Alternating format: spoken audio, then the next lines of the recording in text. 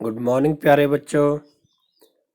आज हम कक्षा 8 हिंदी वसंत जो नामक पुस्तक है उसका पहला पाठ पढ़ेंगे, जो कि इस प्रकार है। ध्वनि यह एक कविता है जिसका अर्थ है आवाज़,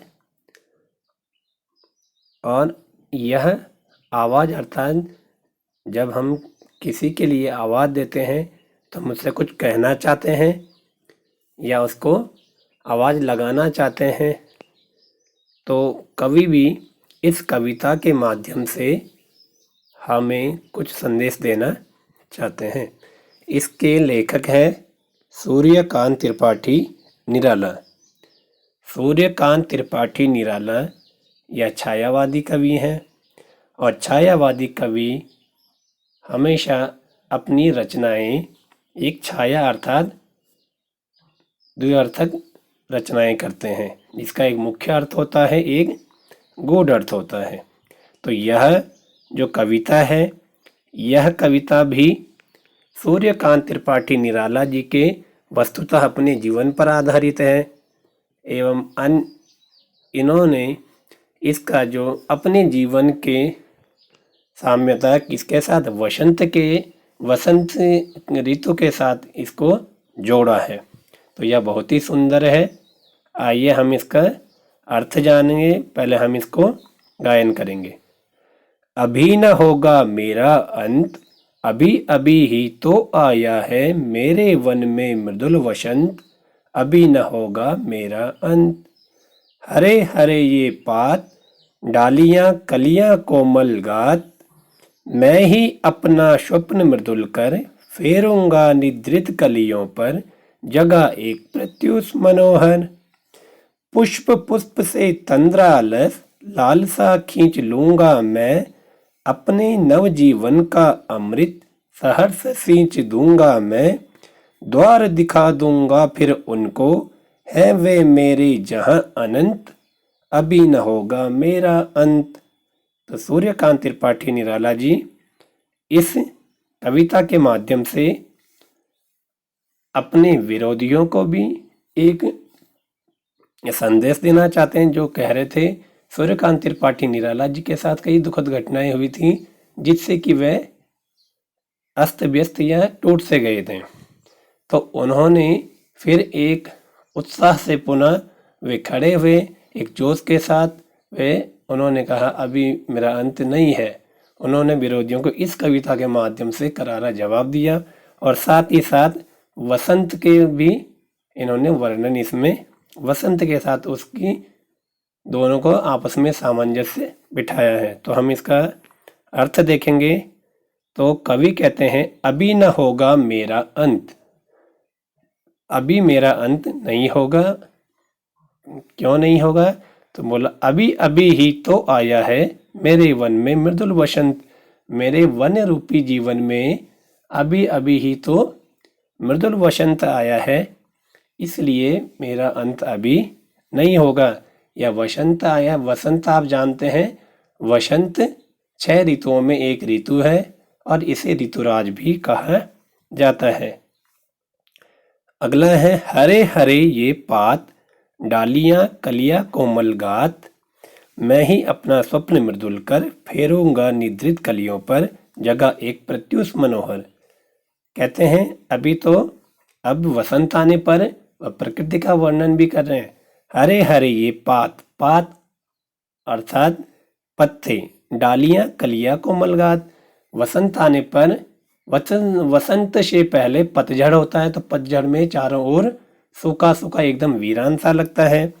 और जिस प्रकार इनके जीवन में भी था, माता पिता पत्नी आदि की मृत्यु हो जाने से एकदम टूट चुके थे, और तत्पश्चात इनके जीवन में एक आशा का संचार हुआ, जिस प्रकार वसंत आता है।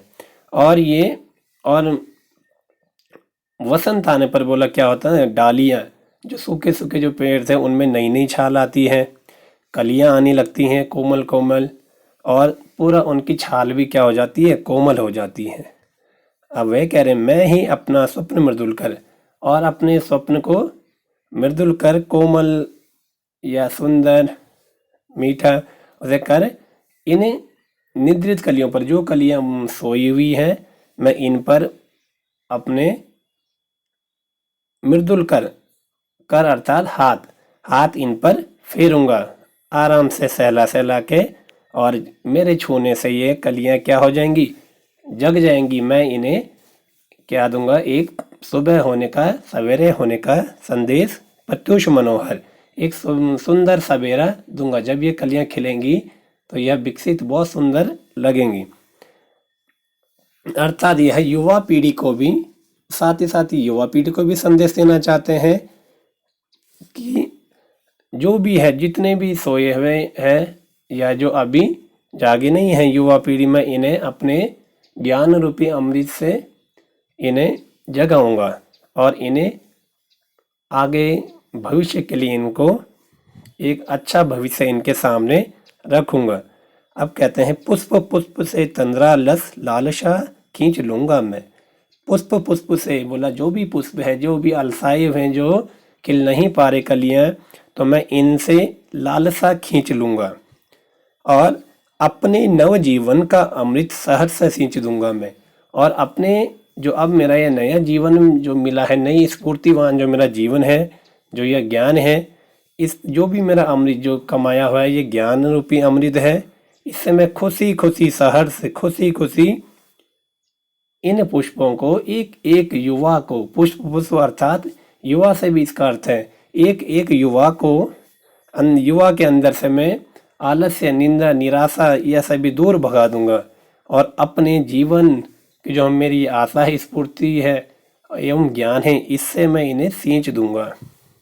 द्वार दिखा दूंगा फिर उनको, है वे मेरे जहां अनंत। और मैं सभी को द्वार दिखा दूंगा जहां भी मेरे ये युवा हैं, अनंत तक जो ये विकसित, अनंत तक ये जितने भी लोग हैं, जितने भी युवा पीढ़ी है, सभी को मैं एक जीवन में द्वार दिखा दूंगा। इन सूर्यकांत त्रिपाठी निराला जी का जीवन ही हमारे लिए एक प्रमाण है आशावादी जीवन का, कि जीवन में कभी हार ना माने। तो यह बोला, मैं द्वार उन्हें दिखा दूंगा जो निराश युवा पीढ़ी है या फिर जो खड़े नहीं हो पा रहे हैं, तो इसलिए अभी मेरा अंत नहीं होगा। इसके लेखक थे सूर्यकांत त्रिपाठी निराला। यह इसका मुख्यार्थ एवं गूढ़ार्थ था। यह इनके जीवन पर भी आधारित है, साथ ही साथ ये वसंत के माध्यम से युवाओं को भी संदेश देना चाहते हैं। और सार इसका हम कह सकते हैं, मुख्य रूप से इसका सार यह है, यह युवा पीढ़ी को बोला आलस्य में, निंद्रा में रहकर अपना समय बर्बाद करने के लिए नहीं कहते। यह कहते हैं युवा पीढ़ी को वायु की तरह अपने गुणों को चारों दिशाओं में फैलाना चाहिए और अपने जागृत होकर के साथ ही साथ अन्य लोगों को भी जागृत करना चाहिए और देश को आगे बढ़ाना चाहिए। आइए हम सूर्यकांत त्रिपाठी जी का जीवन परिचय जाने। जीवन परिचय सूर्यकांत त्रिपाठी निराला जी। निराला जी का जन्म 1897 ईस्वी में बंगाल के महिषादल राज्य में मेदिनीपुर नामक गांव में हुआ था। इनकी आरंभिक शिक्षा घर पर ही हुई। इन्होंने बंगला, संस्कृत और अंग्रेजी का अध्ययन घर पर ही किया। उनकी साहित्य के अलावा दर्शन, शास्त्र व संगीत में भी रुचि थी। वे अपने निराले व्यक्तित्व के कारण हिंदी साहित्य जगत में निराला उपनाम से प्रसिद्ध हुए। वस्तुतः इनका नाम सूर्यकांत त्रिपाठी जी है और इनका व्यक्तित्व निराला था, अनोखा, सभी से अलग, सभी को अपनी ओर आकर्षित करने वाला था। इसलिए इन्हें निराला उपनाम से लोगों ने जाना। निराला जी की प्रमुख रचनाओं में परिमल, अनामिका, अपरा, नए पत्ते, तुलसीदास, चोटी की पकड़, चतुरी चमार, पतन और पल्लव आदि हैं। हिंदी काव्य स्वच्छंद छंद निराला जी की देन है।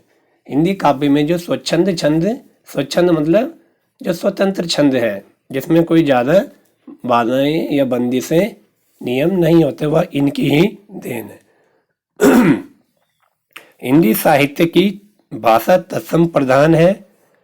वह उनके साहित्य की भाषा तत्सम प्रधान है। वह उनकी प्रगतिवादी रचनाएं बोलचाल की भाषा में है। तो यह इनका जीवन परिचय था। आइए कुछ कविता से कठिन शब्दों के हम अर्थ जानेंगे। जैसे मैंने आपको कविता में भी बताया है, तो एक बार दोबारा देख लेते हैं। मृदुल, कोमल, सुखद, कोमल अर्थात सुखद, पात पत्ते, निद्रित नींद में, प्रत्यूष प्रातःकालीन और सवेरा, कर हाथ, तंद्रालश आलस्य, सहर्ष खुशी, अनंत इसका अंत न हो। तो यह इसके अर्थ थे। आइए बच्चों, तो अब हम इसके कुछ प्रश्न उत्तर करेंगे। सबसे पहले तो आप इस कविता को अपनी नोटबुक में बहुत ही सुंदर लेख में लिखेंगे। फिर आप कवि का जीवन परिचय बहुत सुंदर लेख में लिखेंगे और इसके बाद हम प्रश्न अभ्यास पर जाएंगे। आप परेशान ना हो, यह आपके एक सप्ताह का गृह कार्य रहेगा। कवि को ऐसा विश्वास क्यों है कि उसका अंत अभी नहीं होगा? जैसे कि मैंने बताया है, कवि समाज में युवाओं को जागृत करना चाहता है।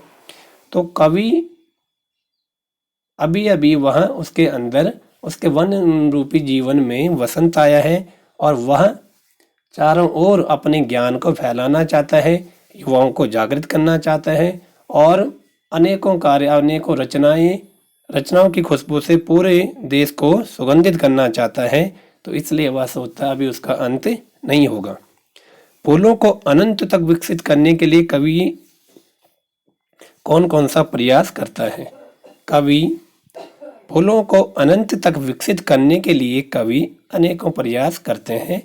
वे निद्रित कलियों पर हाथ फेरकर उन्हें जगाते हैं और अपने मृदुल कर से उन्हें जगाते हैं और जो तंद्रा से युक्त जो पुष्प हैं उन्हें अपने अमृत रूपी ज्ञान से, जल से सींचते हैं, जिससे कि वे अनंत तक विकसित हों।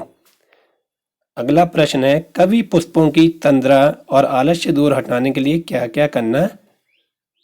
तो ये हमने पढ़ा उनको, ये चलो हो गया। अगला है कविता से आगे, तो एक प्रश्न आप यहाँ से भी करेंगे, वसंत को ऋतुराज क्यों कहा जाता है? तो जैसे कि आपको मैंने बताया था, हमारे भारतवर्ष में 6 ऋतुएं मानी जाती जो जिनका समय 2-2 माह होता है। तो वसंत को सभी ऋतुओं में श्रेष्ठ माना जाता है और इसको ऋतुराज अर्थात ऋतुओं का राजा भी वसंत को माना जाता है। वसंत को ऋतुराज इसलिए माना जाता है क्योंकि यह सब ऋतुओं से बहुत ही सुंदर और इसमें चारों ओर प्रसन्नता ही प्रसन्नता, हरियाली ही हरियाली, लालिमा ही लालिमा छा जाती है और फिर नई नई कलियां आती हैं, नए नए पत्ते आते हैं, फिर फूल आते हैं, फिर फल आते हैं और बड़ा ही सुखद वातावरण होता है। यह जो ऋतु है यह सभी के लिए आह्लादकारी होती है, इसलिए यह सभी के लिए मनोहारी है, इसलिए इसको ऋतुराज कहा जाता है। तो आशा है बच्चों आपको यह समझ में आया होगा और आप इसको करेंगे। यदि आपके मन में कोई शंका होती तो आप हमसे पूछ सकते हैं। धन्यवाद।